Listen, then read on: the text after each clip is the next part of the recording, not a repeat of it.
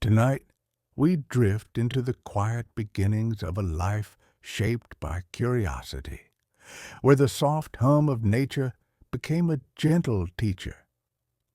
In the small village of Smiljan, Austria, surrounded by rolling fields and the slow rise of distant mountains, Nikola Tesla entered a world where night skies stretched wide and unbroken, and storms wandered across the land like ancient travelers. He was a child who listened more deeply than most, standing by open windows as lightning split the sky, feeling that each flash held a message just beyond understanding.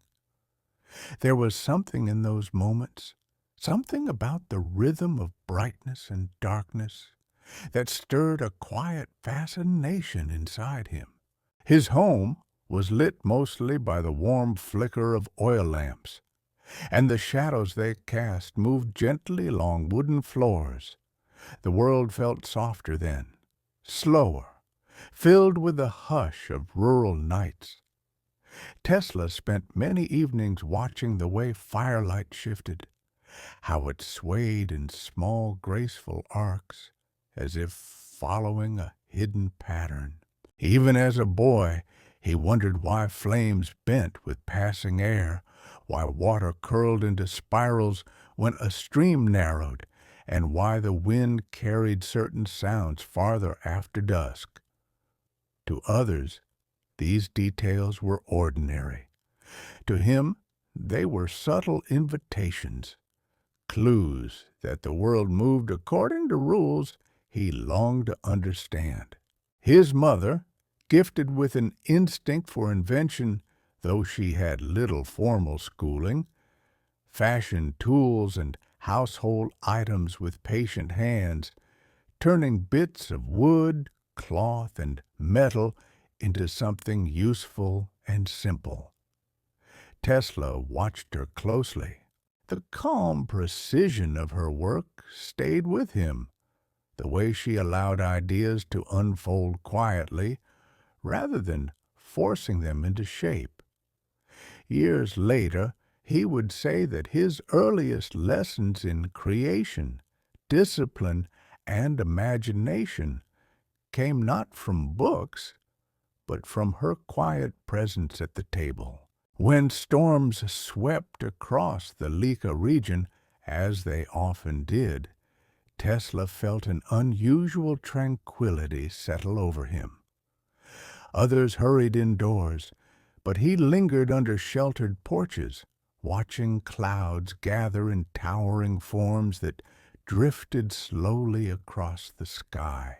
The air thickened, the scent of rain rose from the fields, and a distant rumble rolled across the valley with a measured, almost musical cadence.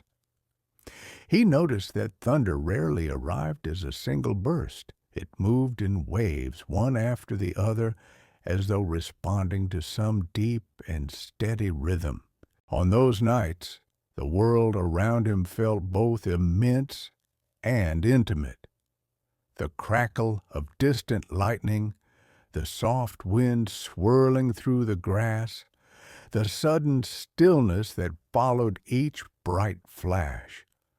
All of it guided his young mind into a quiet, thoughtful state. It was here, in this blend of wonder and silence, that the seeds of his lifelong curiosity were planted. He sensed that invisible currents shaped everything, not only in storms, but in the very fabric of the world, waiting patiently for someone who knew how to listen. In a quiet village surrounded by hills and forests, the boy Nikola looked at the world with a calm curiosity. He watched storms roll over the countryside, lightning crawling across dark clouds, and thunder echoing like a distant drum. The flashes fascinated him. He sensed an order to their rhythm. His mother, a resourceful woman who could make tools and instruments out of scraps, saw his fascination and encouraged it. She showed him how to weave and carve, patiently shaping ideas with her hands until they became useful things. The warmth of her lamp and the glow of burning wood cast soft shadows on the walls, and Nikola would lie on the floor, imagining the movement of light and energy. Over time, these simple observations, flames flickering, water flowing, wind bending grass, convinced him that nature was filled with hidden harmonies. He began to notice patterns in everything. When he walked by the river, he saw how eddies formed where water met rock, curling in small spirals that repeated downstream. When he threw pebbles into a pond, he watched circles radiate outward, overlapping and fading, knowing that each ripple carried a part of the original motion. At night, he listened to crickets chirping in a steady cadence and counted the seconds between distant flashes of lightning and the rumble that followed. Even the swing of a church bell seemed to suggest deeper rhythms. He could not yet describe what frequency or resonance meant, but he sensed that the world breathed and pulsed in a calm, repeating way. These impressions stayed with him as he read books by candlelight. Mathematics and physics became languages through which he could describe what he felt intuitively. He scribbled in notebooks, drawing diagrams of imaginary machines that might capture these oscillations and turn them into something useful. He imagined wheels turning without friction and lights glowing without oil. His thoughts flowed like the river he had studied, moving around obstacles and finding new paths. Through these quiet moments, Nikola formed the belief that everything, from light to sound to electricity, was part of a larger pattern. He would hold a glass of water up to the sun and watch how the light separated into colors, creating rainbows on the walls of his home. When he lay beneath the stars, he traced their paths and thought about what kept them moving. The natural rhythms he observed, cycles of day and night, the phases of the moon, the seasons, taught him patience. He learned that understanding comes slowly, and that gentle persistence is better than force. The boy who listened to storms would one day listen to the hum of electricity, but he began by listening to the earth itself. As Nikola grew older, his desire to learn led him beyond his village. He attended the Technical University of Graz, where he immersed himself in physics, mathematics, and the new science of electricity. In lecture halls filled with the scent of chalk dust and the hum of conversation, he absorbed theories and formulas. He excelled academically, but found that his imagination often wandered beyond the curriculum. When professors explained how direct current flowed in one direction, he envisioned currents that could reverse, like waves washing back to shore. He stayed up late in the library reading about magnetism and mechanical devices. His notebooks filled with sketches of motors that did not yet exist, with annotations about making electricity behave like a natural rhythm. Graz's rigid schedule and expectations weighed on him, however. He felt stifled by memorization and repetition. The pressure to perform led to exhaustion and illness. He withdrew from classes and retreated into solitude, his body weak, but his mind still racing. During this period, he recognized that strictly following others' paths would not lead him to the discovery he sought. He needed to explore ideas freely, to test concepts in his imagination without worrying about exams or grades. He left Graz without completing his degree and traveled through Central Europe, taking odd jobs and observing the world. In Budapest, he found work with the Central Telegraph Office. There, amid buzzing wires and clicking relays, he listened to signals travel across miles of copper. Walking along the Danube one evening, he recited verses from Goethe's poetry to calm his mind. As he spoke the words, a solution to a problem that had vexed him suddenly appeared. He realized that by creating multiple alternating currents that were out of phase with each other, he could produce a rotating magnetic field. In his mind, he saw a wheel turning smoothly without sparks or brushes. He imagined how such a motor could run quietly, powered by alternating currents like the back and forth motion of tides.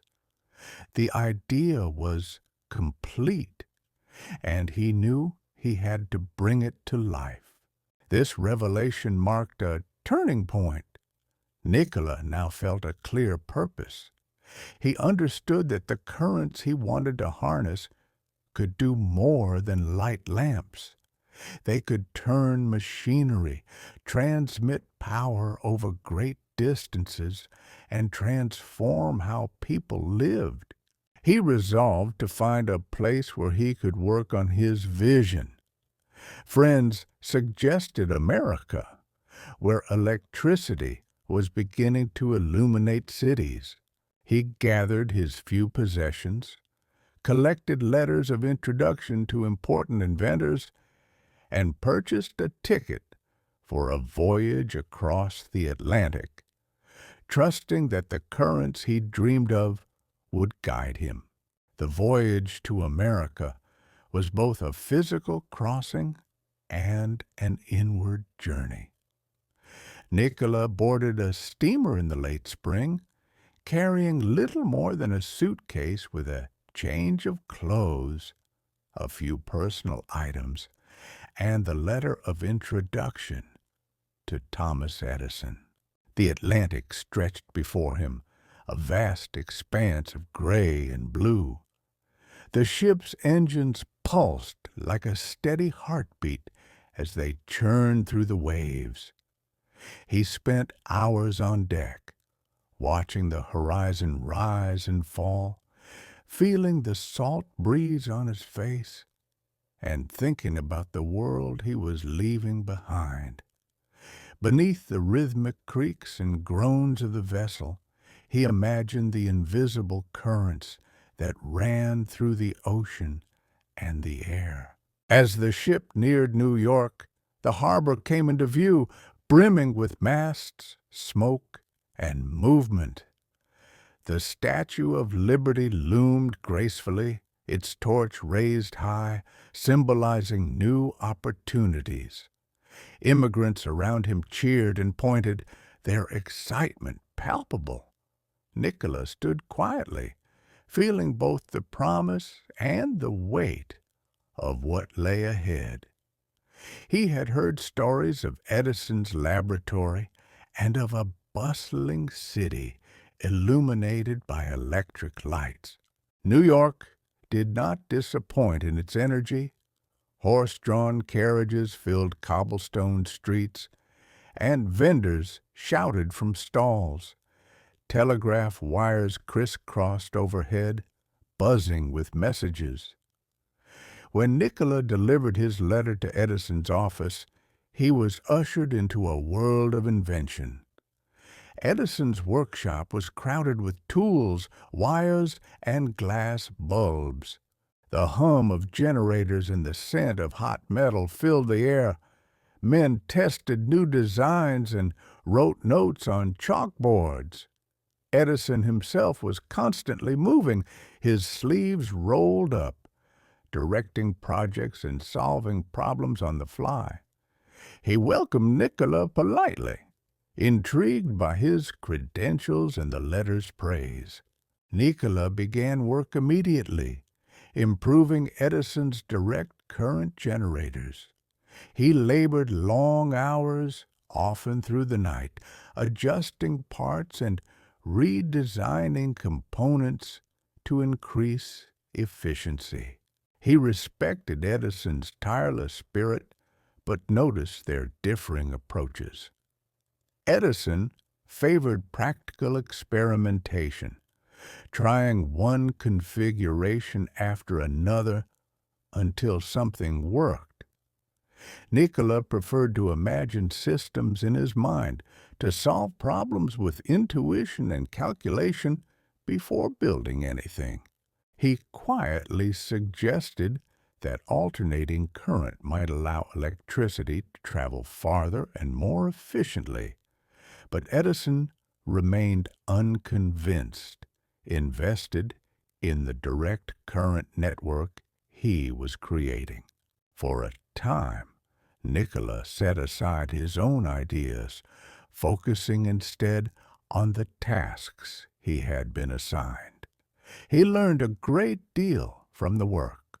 He saw firsthand the limitations of direct current, its inability to travel long distances without losing power, the thick cables required, and the constant maintenance.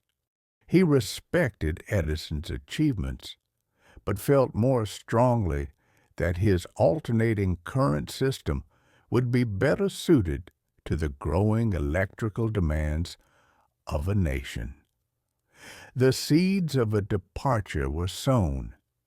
Eventually, the day would come when he had to choose between following Edison's path and pursuing his own vision.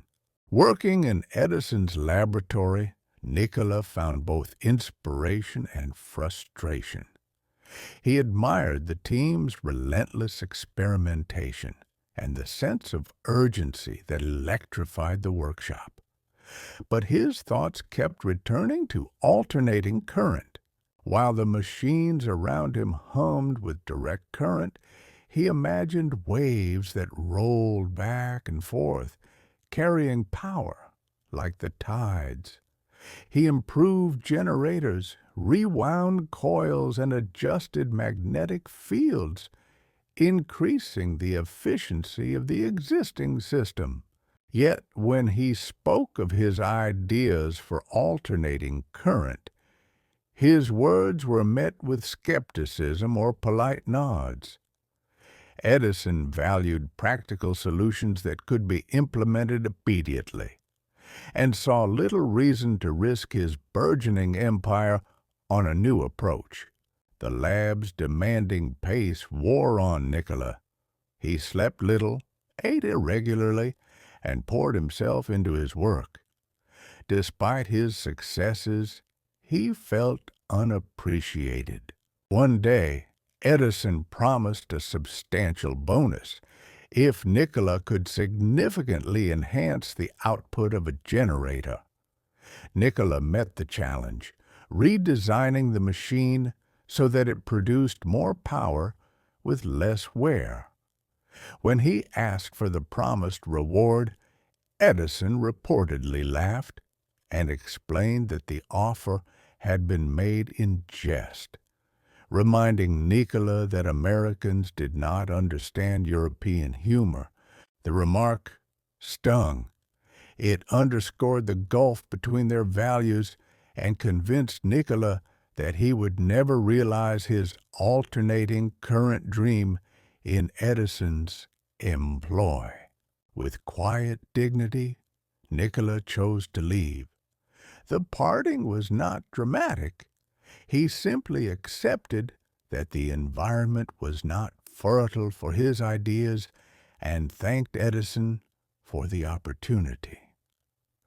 Outside the lab, the world looked different. He was on his own in a foreign land, without savings or secure employment. He found work wherever he could, including digging ditches for telephone cables. He labored under the sun, blistering his hands and straining his back. But at night, in small rented rooms, he unrolled paper and sketched the systems he had envisioned by the Danube. He could not let go of alternating current. The waves of thought he had nurtured since childhood continued to flow. The lean months taught Nikola resilience. He learned to endure physical hardship and to trust his inner voice even when the world seemed indifferent. His imagination remained active. He saw the future of electric power as clearly as he had seen swirling eddies in a river. When he spoke about his ideas to anyone who would listen, he found that some minds were receptive. Eventually, he met people willing to support his work, men who understood patents and investment. These allies would help him build the prototypes that would prove his concept.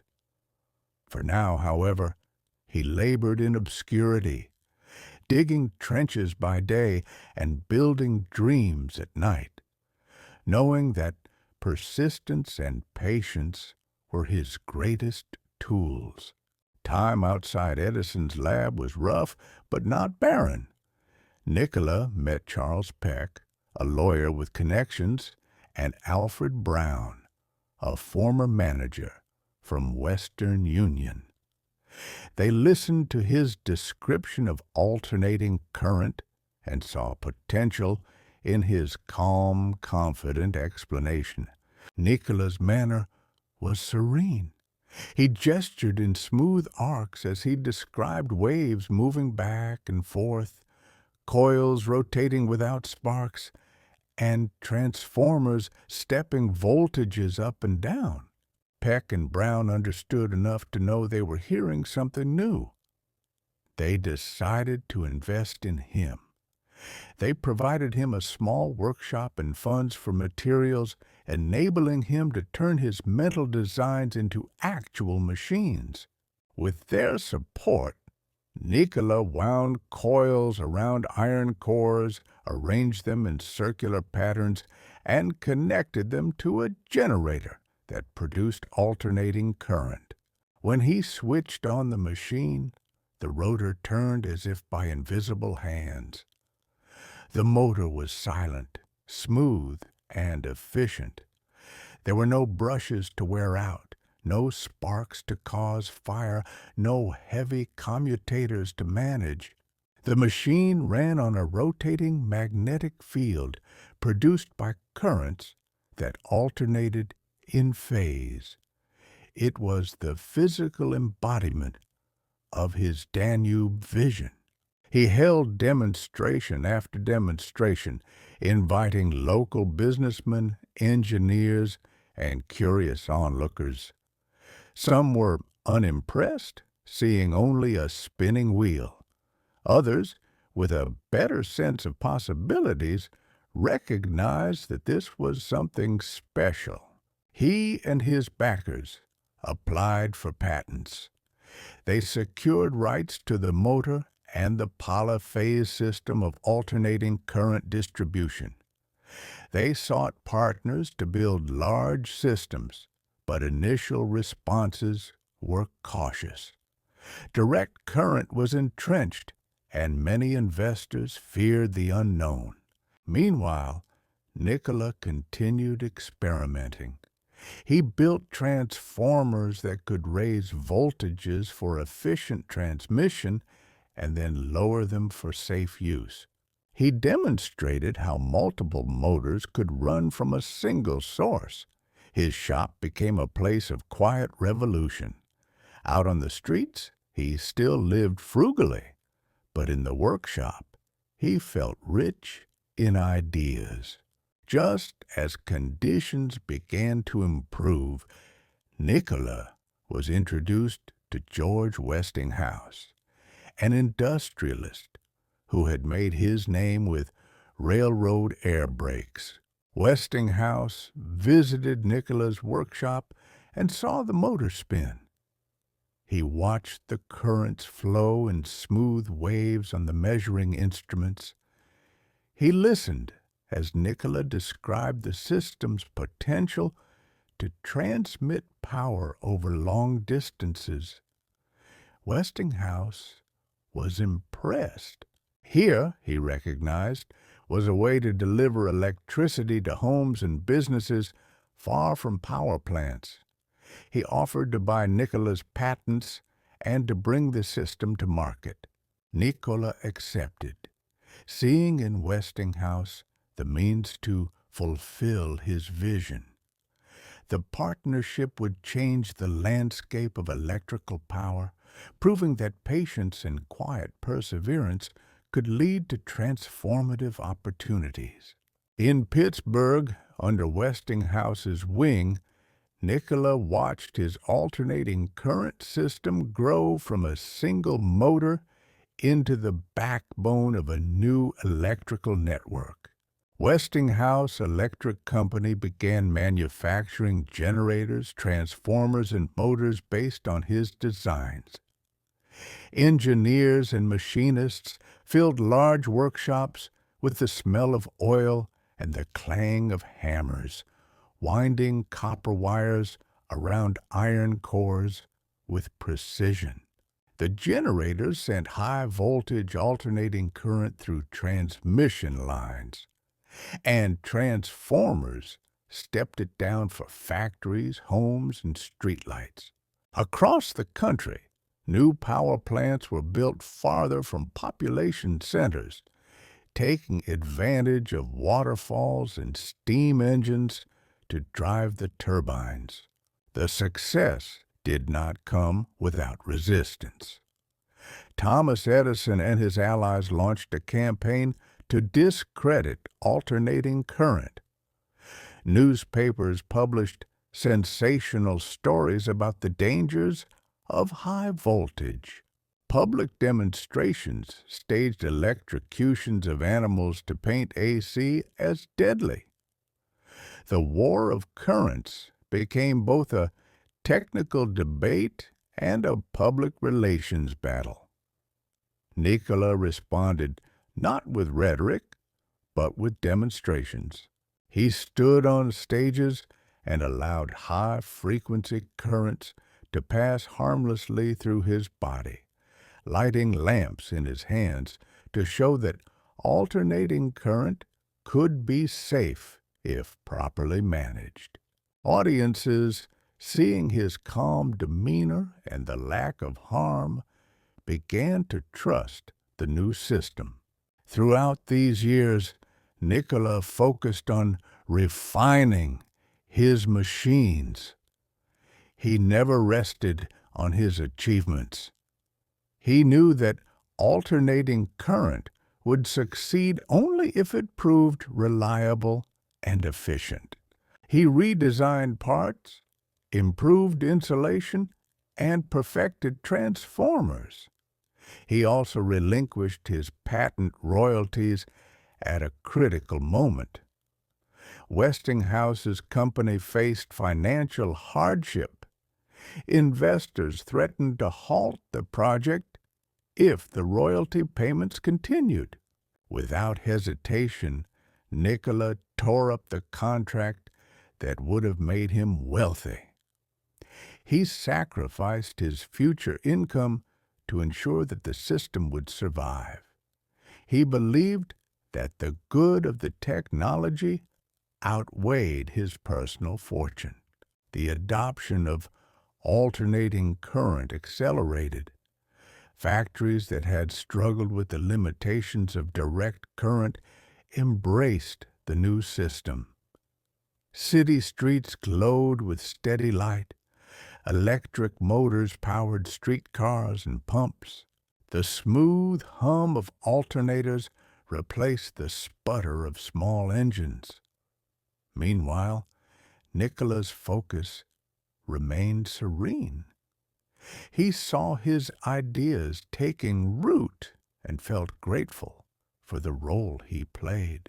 He continued to dream beyond current successes. He thought of wireless transmission and of ways to harness the natural resonance of the earth.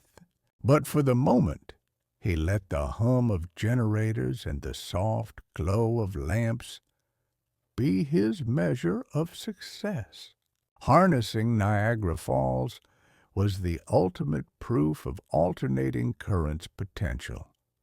The roaring waters had long been a symbol of natural power. Engineers and investors dreamed of taming the falls to supply electricity to nearby cities. Under the leadership of the Niagara Falls Power Company and with Nikola's polyphase system, this dream began to take shape. Massive tunnels were carved through the bedrock, carrying water from the upper Niagara River to enormous turbines buried deep underground. The water rushed through the turbines, turning them with a smooth and mighty force. The rotating shafts connected to generators designed according to Nikola's principles. As the turbines spun, they turned magnets inside coils of wire, producing alternating current. The high voltage from Niagara was stepped up and sent over long distances via thick cables suspended on wooden poles. The first destination was Buffalo, more than 20 miles away. When the switch was thrown, lights in Buffalo flickered and then shone steadily. Motors in factories began to spin. The city buzzed with a new energy, quite literally. Newspapers heralded the achievement, celebrating the marriage of natural wonder and human ingenuity. Visitors from around the world came to see the giant turbines in the calm control room, where large switches and meters tracked the invisible movement of currents. Standing near the falls, Nikola felt a deep sense of harmony. Water crashed down with a rhythm that had been sculpted over millennia. Now, through careful engineering, that rhythm had been translated into electric waves that traveled outward, lighting homes and powering machinery. The success of Niagara silenced many doubters. Alternating current had proven it could handle both the power and distance needed to electrify entire regions. The idea that had taken root in Nikola's mind years earlier was now manifest in steel, copper, and flowing water. The sight of Niagara's water plummeting into the river below never lost its power to inspire. Even as machines captured part of that energy, the falls remained wild and beautiful. Nikola appreciated that balance. Harnessing nature did not mean subduing it completely. Instead, it meant working with its cycles and rhythms to bring energy to people far away. The roar of the falls and the hum of generators joined in a quiet duet, one natural, the other human-made, both flowing in steady waves. As cities and towns across America began to glow with electric light, daily life changed in ways both profound and intimate. Streets that had been dark after sunset now gleamed, making it safer and more inviting to walk at night. Homes were no longer limited to candles or gas lamps. A flick of a switch flooded rooms with steady, soft illumination. Nights became longer in the sense that people could continue reading, sewing, and talking well past dusk. Electric heaters warmed spaces without smoke. Electric irons smoothed clothes with consistent heat. In the kitchen, electric stoves replaced open flames for some households, reducing fire hazards and making cooking less laborious. In factories, electric motors replaced steam engines and belts. Machines could be smaller, cleaner, and more efficient. Assembly lines moved at a controlled pace. New kinds of businesses opened: ice plants, cold storage warehouses, electric laundries, changing how goods were produced and delivered. Farmers adopted electric pumps and milking machines, saving time and labor. Electric streetcars allowed people to travel farther from their homes, expanding cities and enabling the growth of suburbs. The hum of electric power became a background to life, as ubiquitous and unnoticed as the rustling of leaves in the wind. Nikola saw how electricity shaped community life. Town squares lit by electric lights encouraged gatherings in the evening. Theaters and opera houses installed arc lights and later incandescent bulbs, illuminating actors and musicians clearly. Electric signs drew attention to businesses. People marveled at the new possibilities: refrigeration for food, elevator lifts for taller buildings, and telegraphs that communicated through pulses of current.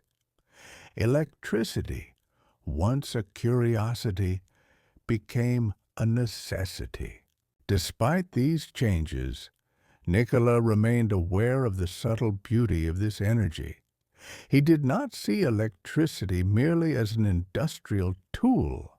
He remembered the harmony in nature and sought to preserve it in technology. He encouraged engineers to build systems that were efficient and safe, that minimized waste and matched the rhythms of nature.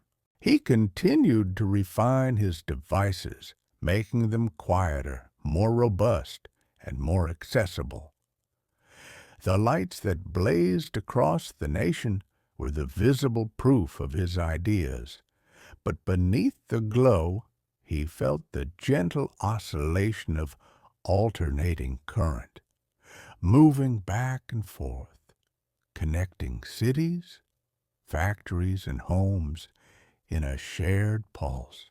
With alternating current now widely accepted, Nikola turned his attention once again to the subtler aspects of electricity that had fascinated him.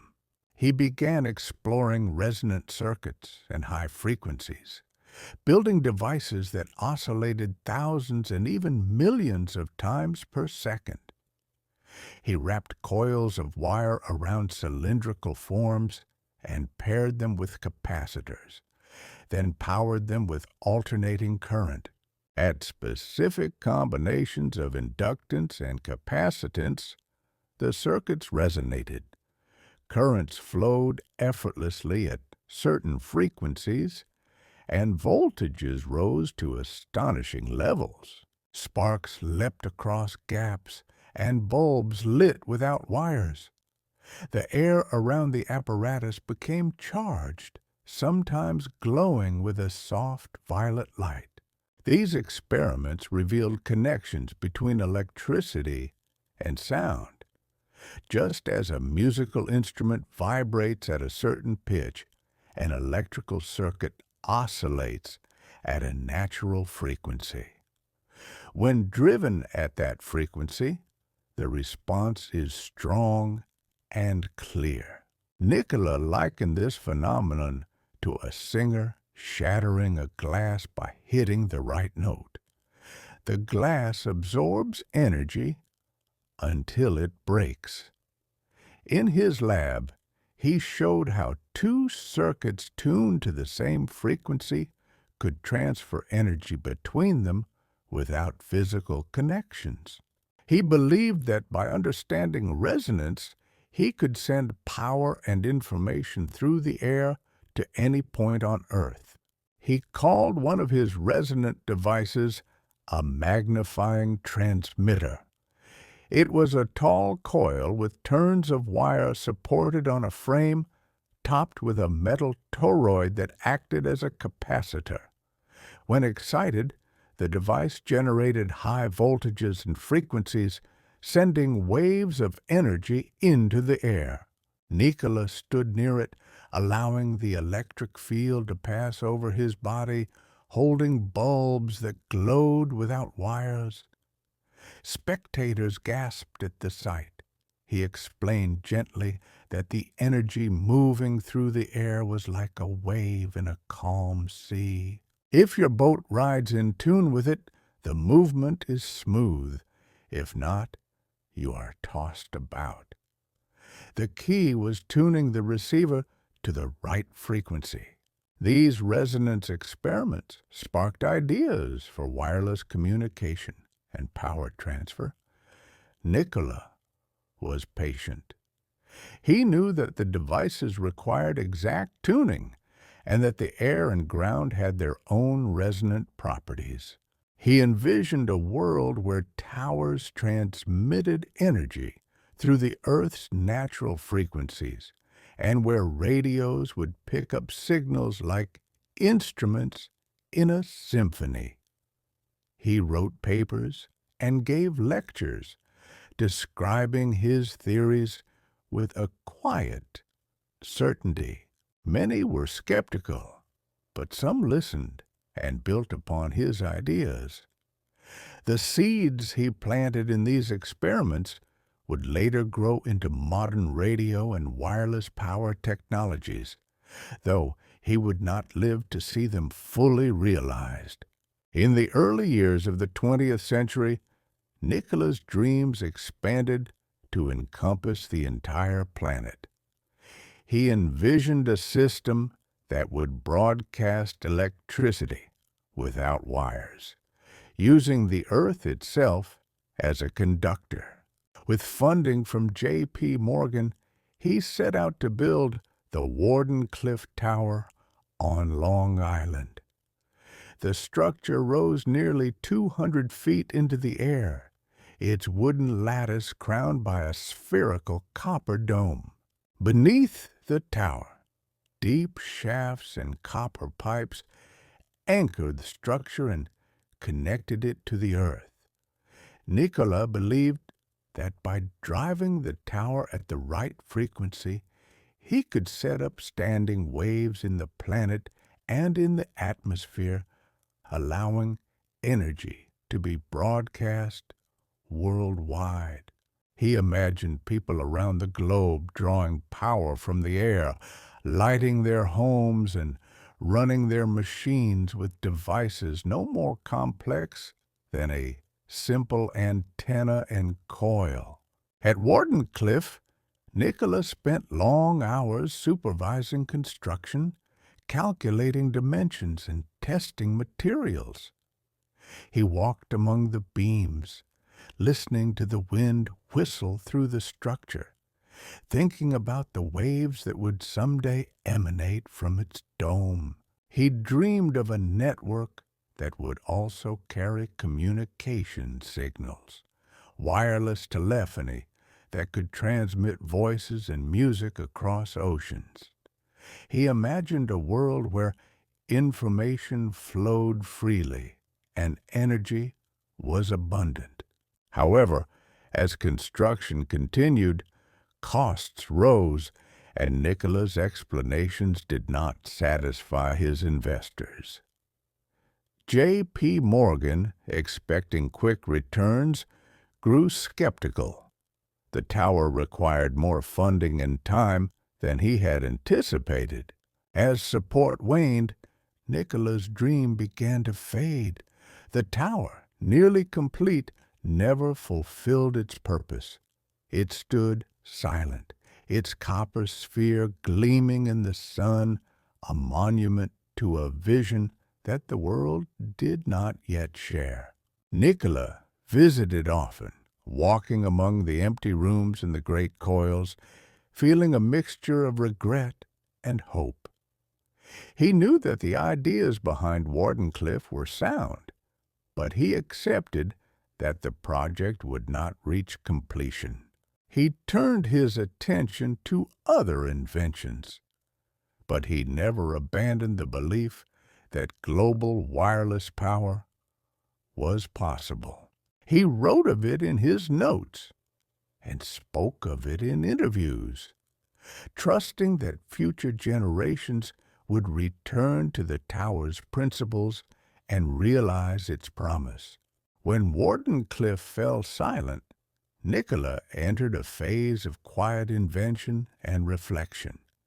He recognized that some of his boldest ideas would not be realized in his lifetime. Still, he continued to innovate. In his modest laboratories and hotel rooms, he designed a bladeless turbine that used discs instead of blades. Fluids moving between the discs clung to their surfaces and spun them with minimal turbulence.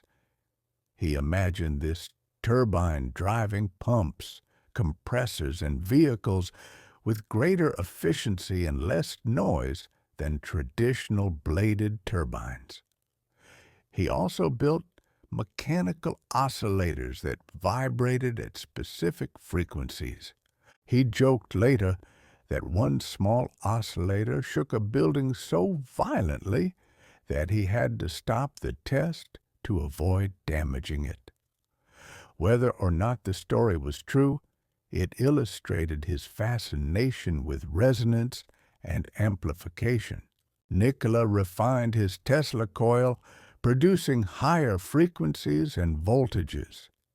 He envisioned practical uses beyond theatrics, sterilizing food, stimulating plant growth, and even improving health by applying high-frequency currents to the body.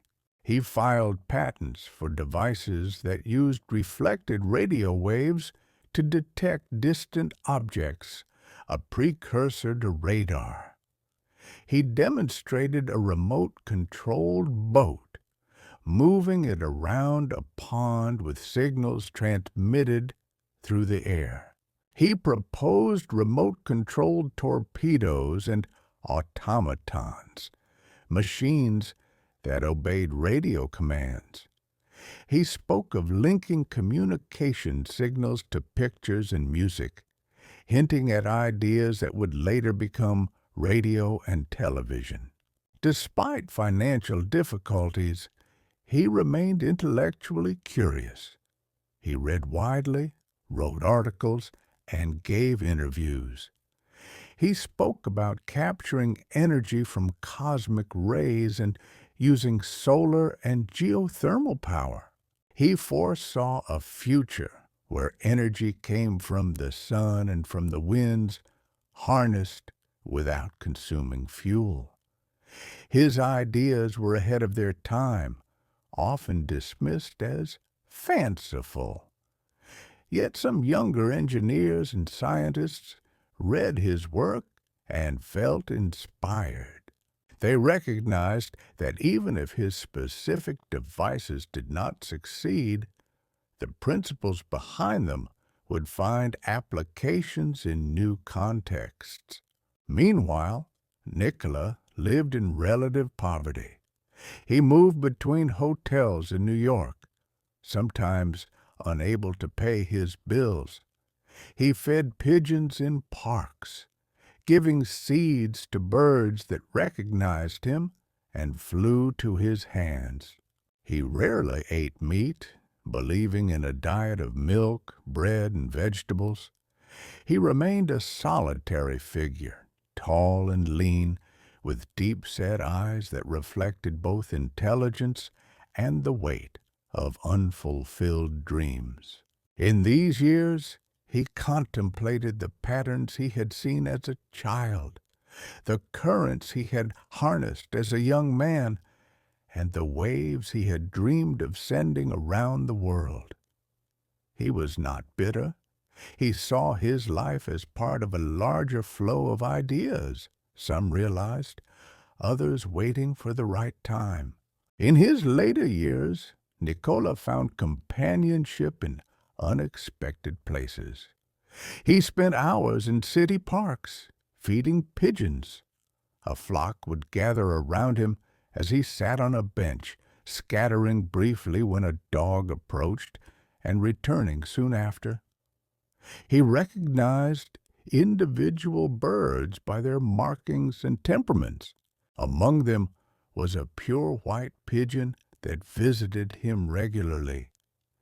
He spoke of her with affection, saying that she trusted him in a way few humans had. He once told a friend that he loved that pigeon as a man loves a woman.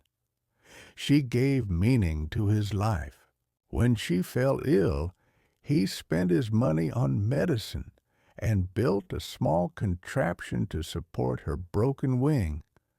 When she died, he claimed to have seen a bright light emanating from her eyes, interpreting it as a message that she was at peace. Nikola's bond with pigeons reflected his deep empathy for living things. Throughout his life, he avoided harm wherever possible. As a child, he freed insects from spider webs and returned fallen birds to their nests. As an adult, he resisted eating meat, believing that humans should not inflict pain on animals. He encouraged vegetarianism and spoke about a future where people would find nourishment without killing. Feeding pigeons was not merely a pastime, it was an extension of his philosophy of kindness. In these simple acts, he found connection and solace. Beyond his relationships with birds, Nikola was a solitary figure. He never married and rarely formed close friendships. He spent long hours alone, thinking about vibrations in fields, reading and writing. Yet he enjoyed conversation and occasionally hosted guests in his hotel room, serving them elaborate meals prepared with care. He reminisced about his youth, sharing stories of storms in Smiljan and of his experiments in cramped workshops. He remained hopeful that his ideas would one day be understood and applied. His laughter was rare but genuine. He found humor in the absurdities of life, even as he bore the weight of unrealized dreams. In these reflective years, Nikola reminded himself of the rhythms he had always loved, the pulses of light, the cycles of seasons, the beating of wings. He saw his life as part of those patterns. Whether he was watched by a crowd at an exposition or by a single pigeon in a park, he felt connected to the same gentle forces. Even as the world passed him by, he held on to the belief that kindness, curiosity, and a willingness to listen to the hum of the universe were more important than wealth or fame. From his modest hotel room, Nikola continued to contemplate the science beneath the silence of his inventions. He reviewed the fundamentals of alternating current, reflecting on how the simple idea of back-and-forth motion had changed the world.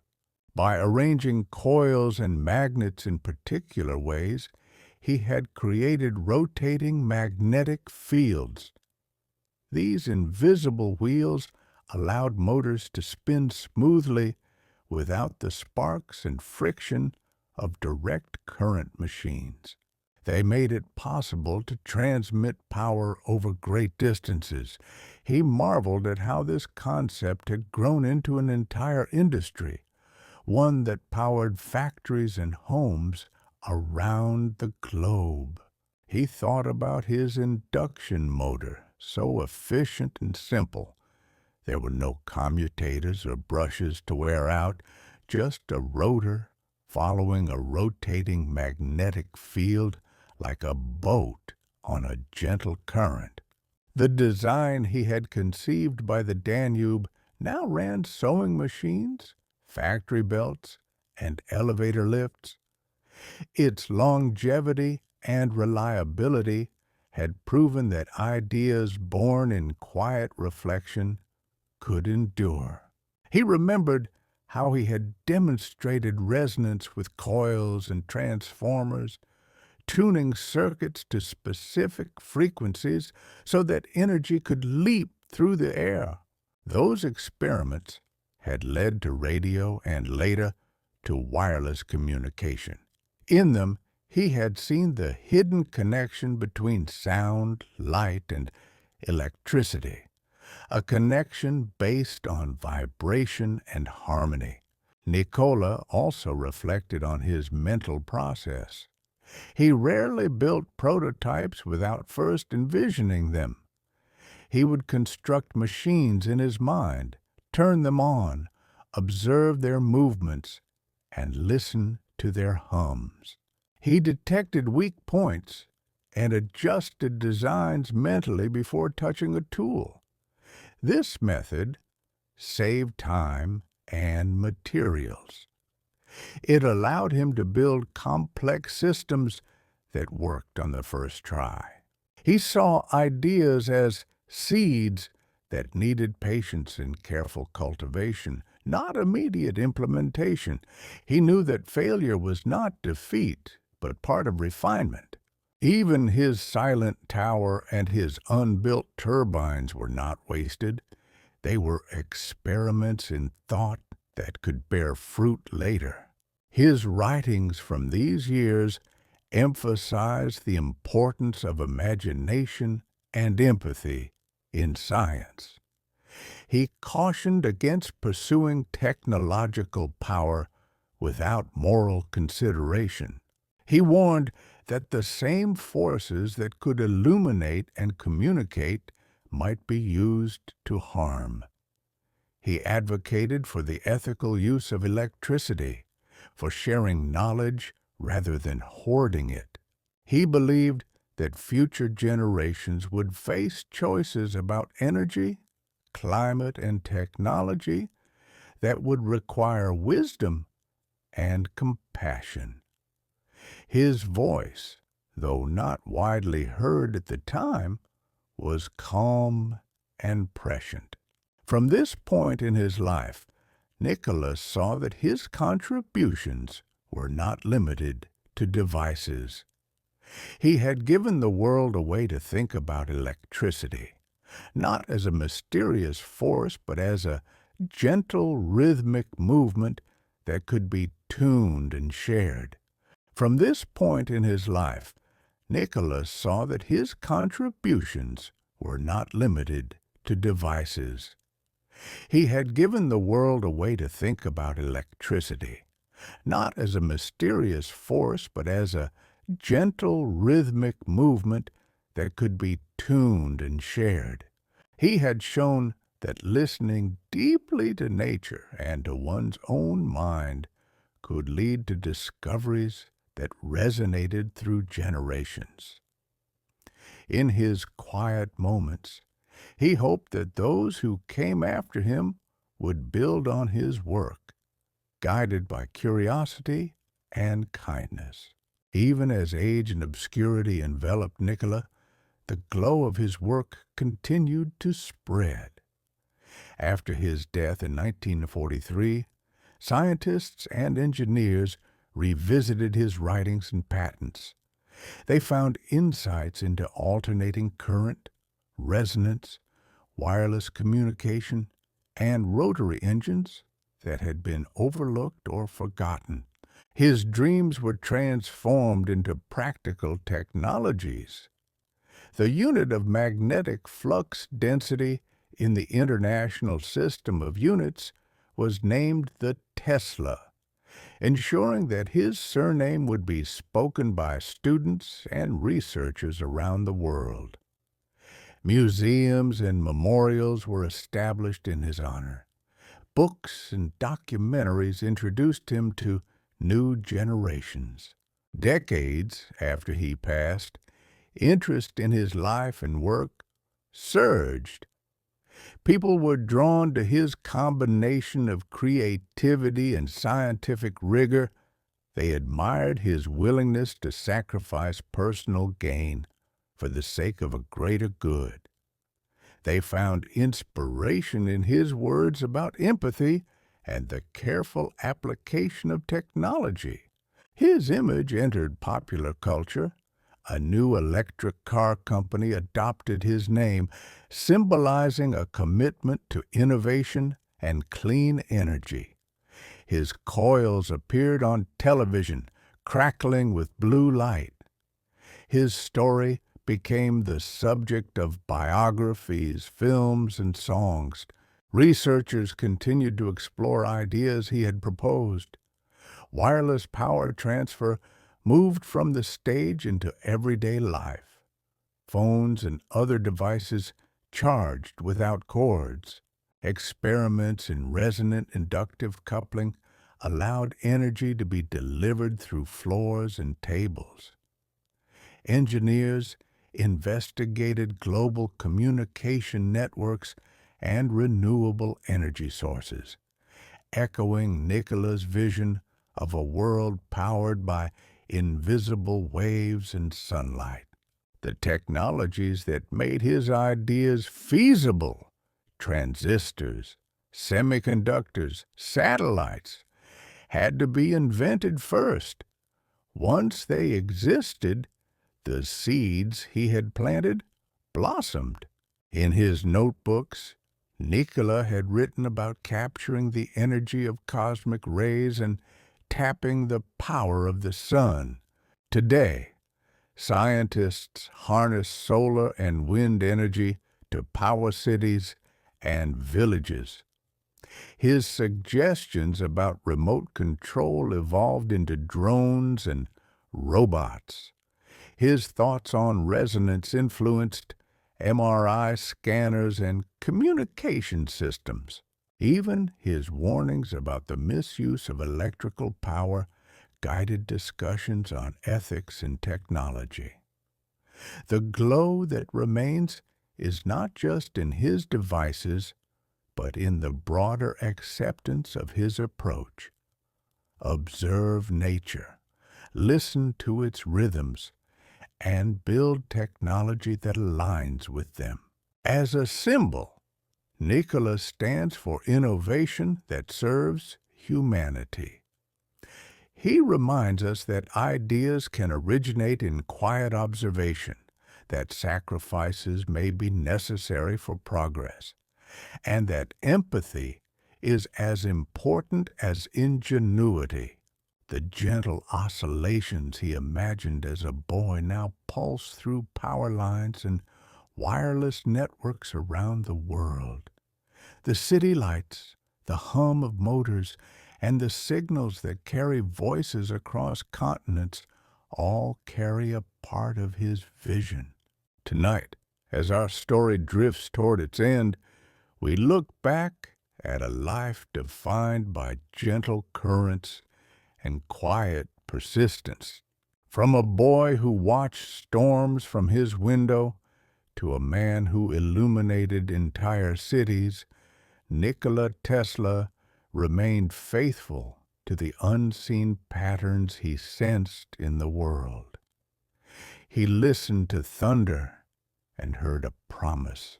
He stared at rivers and saw the motion of electrons. He stood near waterfalls and felt the energy that could light distant homes. He never stopped seeking harmony between nature and invention. Along the way, He knew both acclaim and hardship, companionship and solitude. He tasted triumph when his motors turned and when Niagara brightened the night.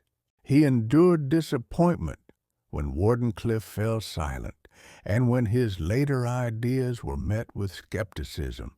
Yet he kept dreaming and creating. As you settle into rest, let your mind wander through the scenes of his life. The boy lying in grass imagining the stars, the young engineer drawing coils and motors, the inventor standing in a room filled with resonant hums, the quiet figure feeding pigeons in the park. Hear the hum of generators and the distant whisper of waves. Feel the soft glow of electric light and the rhythm of your own breathing. Remember that Nikola's journey was not only about machines, but about listening and kindness. He taught us that innovation can spring from observation and that patience and integrity can carry ideas across oceans and decades. Think of the currents that flow around you, electricity in walls, airwaves carrying voices, water coursing beneath bridges, and know that each follows patterns. You, too, are part of these patterns. Your heartbeat, your thoughts, your dreams all pulse with their own rhythms. Connecting to those rhythms can bring a sense of peace. When you face challenges, recall Nikola's quiet endurance. When you have ideas, let them grow at their own pace. When you see light or hear a hum, remember the man who saw beauty in such things and turned them into gifts for the world.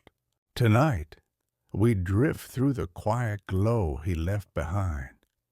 We rest beneath a sky filled with stars, electric lights twinkling on the horizon, the hum of distant currents soothing our senses. Far beneath the surface, the earth's own resonance continues. The world slows, and so do we. Allow yourself to sink into stillness, knowing that innovation and peace can coexist. Nikola's story reminds us that even in the quietest moments, waves of possibility ripple just beneath the surface. Let that thought comfort you as sleep comes. Good night.